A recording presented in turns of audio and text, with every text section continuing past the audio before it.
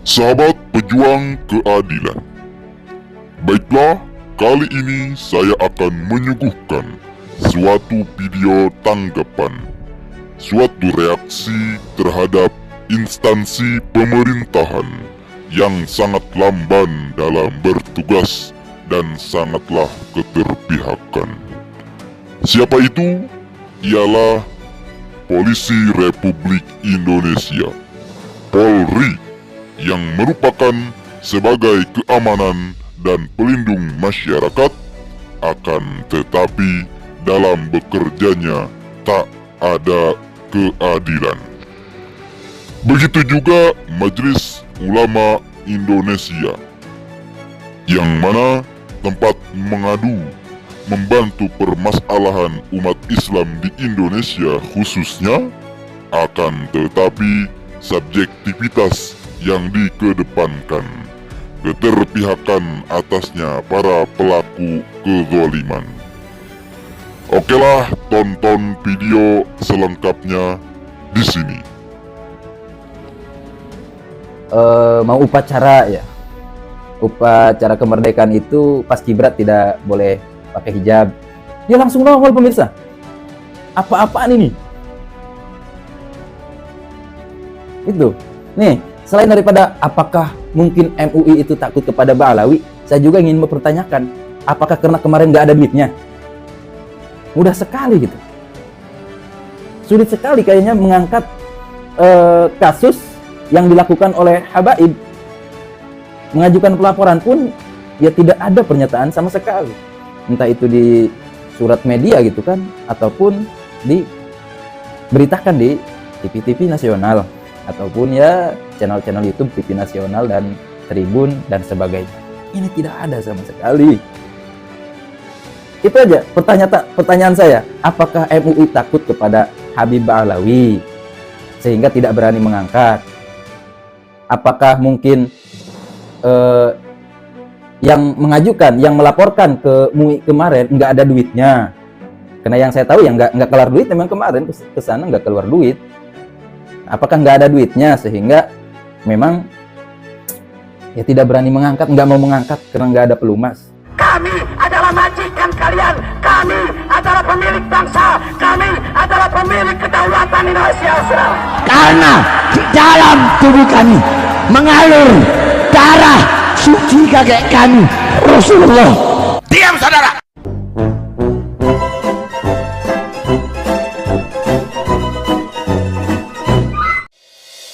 Assalamualaikum warahmatullahi wabarakatuh. Sahabat Santri Nahdien, sahabat petani kampung yang berbahagia, alhamdulillah pada pagi hari ini kita masih diberikan kesempatan, masih diberikan kesehatan untuk bisa saling bertatapan walaupun hanya sekedar dalam siaran. Sahabat Santri Nahdien, sahabat petani kampung yang berbahagia, alhamdulillah juga kita masih bisa dipertemukan kembali dalam siaran yang dinanti-nanti. Okelah, sahabat Santri Nahdien, sahabat petani kampung yang berbahagia, kali ini saya kembali dengan channel yang berbeda.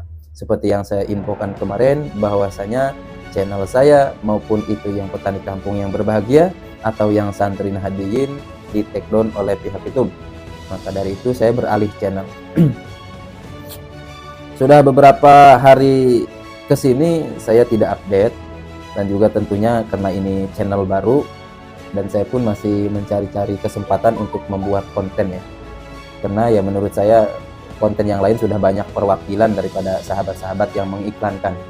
Nah, akan tetapi di video kali ini saya saya ingin mudzakarah. Saya akan memperingatkan kepada sahabat-sahabat sekalian. Perihal ini, kepada konten kreator, kepada kita-kita sekalian semuanya, agar tidak lupa untuk mengangkat isu-isu yang mana memang telah digaungkan. Artinya gini, kita sekarang terlena dengan isu-isu terupdate, apalagi mungkin kepada konten kreator kan ya lebih terupdate ya wis kita selalu gaungkan itu, karena dari melihat daripada traffic ataupun analytics dan ya rekomendasi dari pihak YouTube kan, seperti itu. Tapi kali ini saya ingin mengingatkan bahwasanya kita perlu menuntut keadilan akan kebenaran tersebut. Artinya ada beberapa kasus yang memang kita sudah mengajukan pelaporan, akan tetapi tidak ada tindak lanjut sampai hari ini. Ada beberapa kasus yang ingin saya ingatkan kepada sahabat-sahabat sekalian. Karena apa? Ini ya merupakan, kalau bahasa kitanya itu pilih kasih gitu ya. Tidak bijak, tidak adil. Karena kenapa? Ketika isu yang diangkat, ketika isu kasus yang kita laporkan itu tidak ditindaklanjuti sampai sekarang ini. Baik itu kasus yang ditimbulkan oleh pendukungnya Kiai Imad atas tesisnya kepada Ba'alwi, ataupun yang memang keterkaitan lah dalam hal itu. Ya seperti kasus yang sekarang ini. Kemarin-kemarin ketika ada yang melaporkan Mama Gufron perihal ajarannya yang dianggap sesat oleh MUI, ada yang melaporkanlah kepada MUI dan langsung diangkatnya. Bahkan diberitakan ke TV nasional, di semua TV nasional, bahkan di semua channel-channel YouTube TV nasional, baik itu dari Tribun Daerah gitu kan, dan channel-channel yang lain. Semua diberitakan tentang Mama Gufron. Ketika dari kubu Mama Gufron ya saya beri nama kubu Mama Gufron. Walaupun sejatinya belum tentu kubu Mama Gufron kan, akan tetapi ya karena ini menjadi lawan ya, artinya suatu reaksi gitu. Mama Gufron sendiri yang mendukung kajian ilmiah Kiai Haji Imaduddin Usman. Mama Gufron sendiri ya bersinggungan langsung juga dengan para habaib kan. Artinya gini, yang melaporkan Mama Gufron itu tidak jauh daripada golongan-golongan mereka kan, yang memang yang tendensi ya, intinya orang yang mendukung kajian ilmiah Kiai Haji Imaduddin Usman kan salah satunya Mama Gufron, dan Mama Gufron sendiri ya terkenal kontroversi. Akhirnya mereka mencari celah, padahal ya kalau kita balikan, mereka lebih banyak kan kekeliruannya, mereka lebih banyak kesesatannya dibanding Mama Gufron itu sendiri. Banyak ada di video juga sampai 70 kesesatan habaib di Indonesia. Wow. Ya, kalau kita balikan, tapi di sini akan saya jabarkan. Semoga ini menjadi peringatan kepada kita dan juga jadi pertimbangan oleh MUI itu sendiri. Ketika kubu Ba'alawi ataupun kubu mereka melaporkan Mama Gufron, MUI langsung menindaklanjuti, diberitakan di TV nasional. Nah, ketika sebaliknya kubu pendukung Kiai Imad, kubu Mama Gufron melaporkan kasus-kasus para habaib tersebut dan bahkan didampingi dengan kasus yang lain seperti kasusnya Zeda Salim ya, yang mana dia KDRT lah, nyatanya KDRT oleh seorang habib, dan banyak kasusnya yang dijabarkan oleh Zeda Salim sana. Karena kemarin pas pelaporan ke MUI perihal kasus-kasus para habaib ini, itu juga ada yang memang ikut melaporkan, yakni Zeda Salim tersebut, perihal perilaku-perilaku si mantan suaminya itu seorang habaib, dan banyak lagi kasus-kasus yang lainnya selain daripada KDRT itu. Banyak lah. Tapi lagi-lagi MUI tidak berani angkat. Jangankan angkat di TV nasional, di website pun ya tidak berani gitu kan. Di website tidak berani, ataupun ada klarifikasi pernyataan sedikit, tidak ada yang berani. Ini lagi-lagi apa? MUI mau main-main? MUI punya Ba'alawi? MUI takut? Seharusnya ya adil lah. Jangan subjektivitas yang dikedepankan.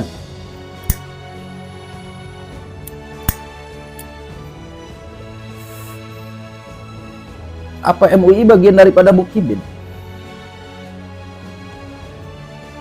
Kan itu yang jadi pertanyaan. Kok MUI takut kepada Ba'lawi? Padahal ini merupakan terkait dengan personalnya juga, bukan kepada Ba'lawi langsung. Ketika memang mengatasnamakan Ba'lawi dalam pelaporan, kalian bisa klarifikasi dengan Ba'lawi agar memperingatkan kepada orang-orang tersebut, dan juga orang-orang tersebut memberi klarifikasi kepada pihak media bahwasanya segala pernyataannya itu salah, sesat, menyesatkan. Karena apa? Pasalnya ini sama dengan yang ditujukan, yang didakwakan kepada Mama Gupron. Itulah simpel. Harusnya kan, akan tetapi sampai sekarang tidak ada tindak lanjut. Ya, kami tidak muluk-muluk. Semisal kalau sama dengan yang diterapkan ke Mama Gupron kan, disiarkan ke berbagai sosial media, disiarkan ke TV nasional dan sebagainya. Kami tidak muluk-muluk. Satu aja, ada pernyataan dari pihak MUI. Tidak perlu Kiai Kholil Nafis, tidak. Kiai Kholil Nafis, ya saya anggap lucu itu orang.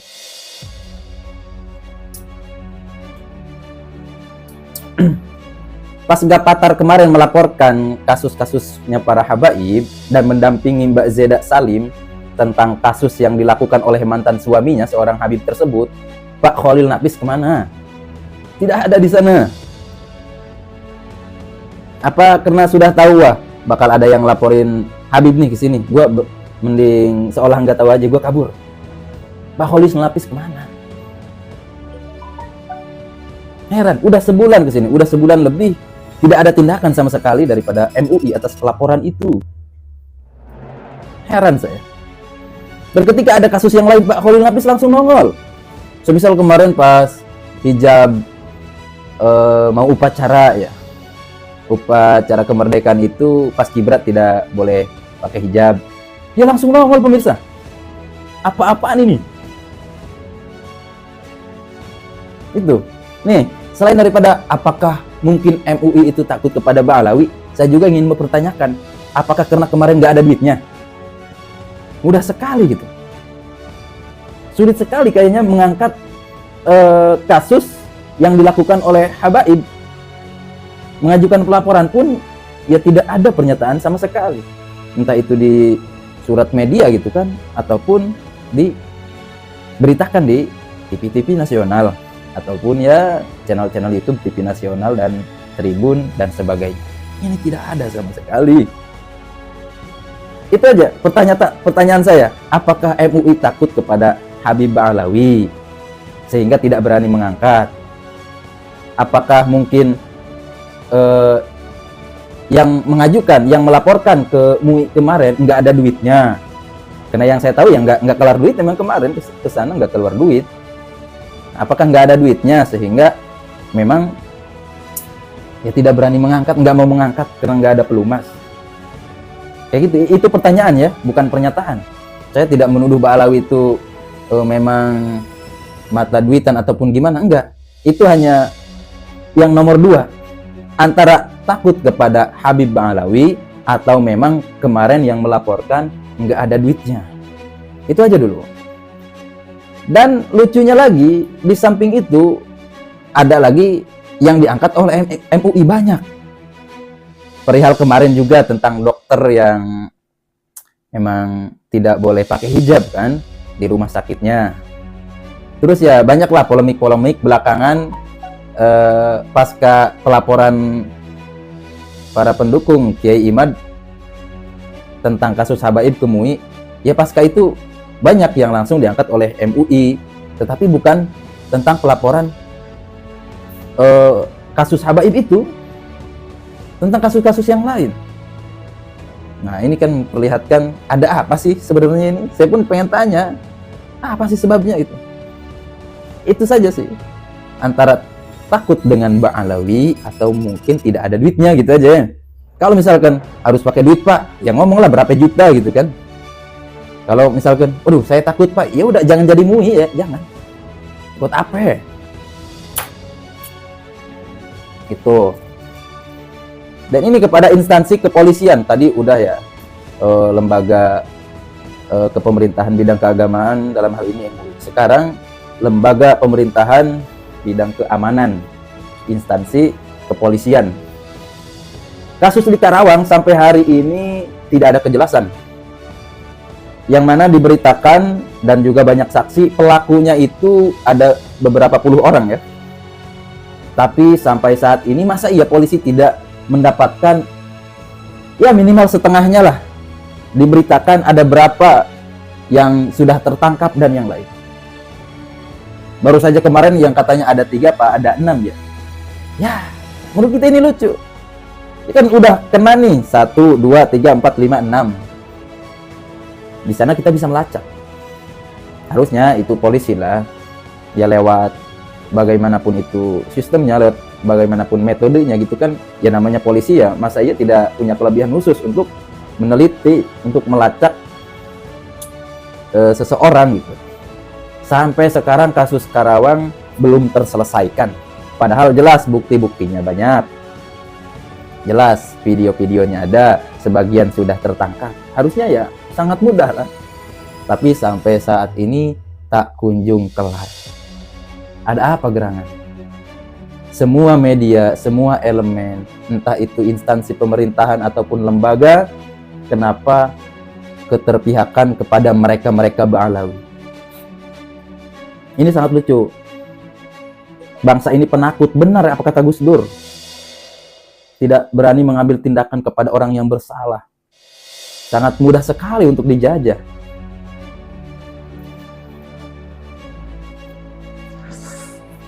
Heran saya.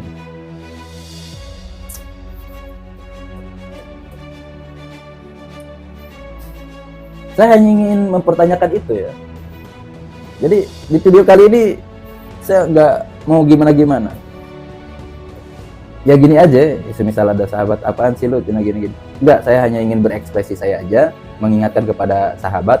Ya kalau misalkan dari penyampaian saya kurang gimana-gimana, karena ini ya langsung saya spontan. Tadi melihat video, ngelihat Bapak Khalil Nafis lagi. Astaga, ternyata kasus-kasus kemarin yang dilaporkan ke MUI pun ya belum diangkat.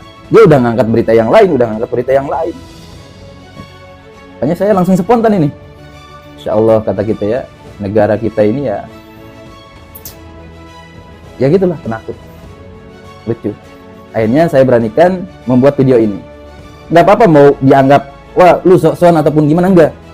Saya menyampaikan hak ya, berkomentar ataupun beropini, kita bernarasi ya hak kita dong. Akan tetapi kita dengan norma-norma etika yang lain kan. Saya tidak menuduh, saya tidak fitnah, saya hanya sekedar menanyakan.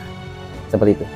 Oke lah, mungkin hanya itu dulu yang bisa saya curhatkan, kurang lebihnya mohon dimaafkan. Dan satu, saya memperingatkan kepada sahabat-sahabat sekalian agar mulai di-up lagi berita ini, mulai diangkat supaya memang tidak tertimpa, tidak terlupakan oleh kita. Karena itu kasus yang mesti dikawal, yang mana instansi tidak berani mengangkatnya, berarti ya kita harus gaungkan. Kita menuntut keadilan soalnya. Seperti itu. Oke, petani kampung yang berbahagia, Santri Nahdiyin, Akang Sepuh Channel pamit undur diri. Wallahul muwaffiq ila aqwamit thoriq. Wassalamualaikum warahmatullahi wabarakatuh.